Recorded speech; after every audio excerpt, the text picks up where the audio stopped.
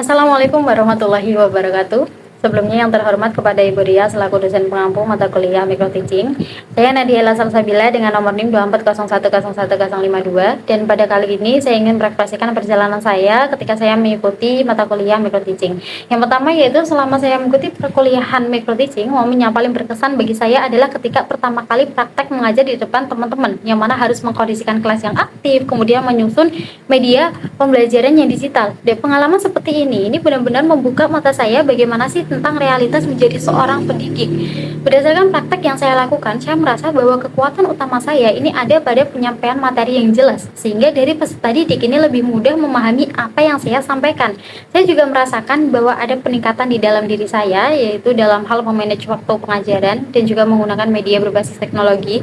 Kalau saya bandingkan di semester yang awal dan juga sekarang, saya rasa jauh lebih siap dan juga terstruktur yang sekarang.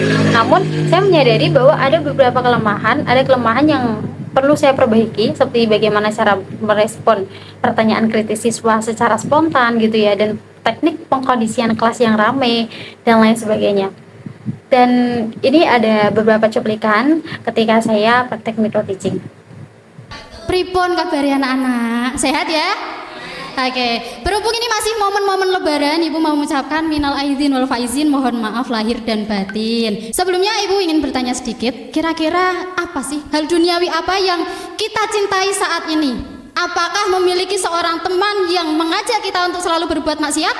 Enggak. Mas Hikam, pernah enggak melihat orang yang melakukan pergaulan bebas?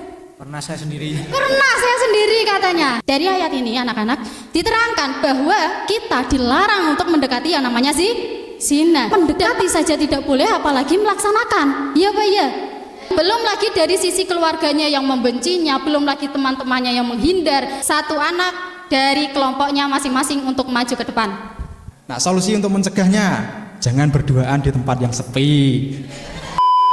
Ada beberapa masukan yang paling berkesan dan juga membangun bagi saya. Ini datang dari Ibu Siti Khairiyah sendiri selaku dosen pengampunya, bahwa beliau mengingatkan saya untuk lebih mengatur intonasi suaranya, dari tinggi rendahnya intonasi di dalam menjelaskan bagaimana saat pembukaan, bagaimana saat mengisi di tengah, dan bagaimana untuk menutupnya. Dan setelah saya menerima masukan seperti itu, pada praktek berikutnya saya mencoba nih untuk membuat catatan kecil, untuk membuat poin-poin pentingnya, dan juga tentunya melatih pernafasan agar temponya, agar intonasinya ketika mengajar ini lebih stabil.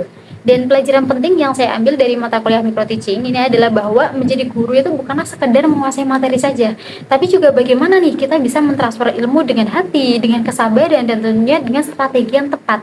Sebagai seorang calon pendidik nih, calon guru yang profesional, saya menyadari bahwa proses belajar itu tidak hanya terhenti di kelas micro teaching ini saja.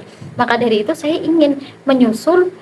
telah menyusun rencana pengembangan yang menyasar 4 kompetensi utama seorang pendidik. Yang pertama yaitu kompetensi pedagogi. Untuk kedepannya saya berkomitmen untuk lebih mendalami penyusunan perangkat pembelajaran, utamanya dalam merancang modul ajar yang berdiferensiasi. Saya berencana untuk mengikuti pelatihan, untuk mengikuti workshop terkait pemanfaatan AI gitu ya, untuk menciptakan asesmen pembelajaran PAI yang bisa dikatakan interaktif dan juga tidak membosankan bagi siswa. Kemudian yang kedua yaitu kompetensi profesional, yang mana saya akan terus meluaskan, memperdalam keilmuan saya, entah itu dari literatur kontemporer ataupun dari kitab rujukan. Selain itu saya juga ingin mentargetkan diri saya untuk mulai aktif menulis artikel, esai yang berkaitan dengan inovasi pendidikan Islam, dan mungkin bisa mengikuti forum-forum diskusi keguruan gitu ya, untuk memperbarui tren metode pembelajaran yang bisa dikatakan relevan dengan zamannya sekarang. Yang ketiga yaitu kompetensi sosial. Saya ingin terus mengasah kemampuan komunikasi interpersonal saya agar bisa menjalin hubungan yang sinergis dengan warga sekolah. Langkah nyatanya seperti apa dengan saya aktif di organisasi, terlibat dalam kegiatan pengabdian masyarakat, dan lain sebagainya. Hal seperti ini bisa membuat saya berkolaborasi dengan baik antara sesama guru, dengan orang tua murid, ataupun dengan lingkungan masyarakat tempat di mana saya mengajar nanti. Yang keempat yaitu kompetensi kepribadian, yang mana guru PAI bisa disebut asaksiyah al-islamiyah gitu ya, teladan utama bagi peserta didiknya. Oleh karena itu saya terus mengingatkan diri saya untuk melakukan introspeksi diri, menjaga integritas, moralitas.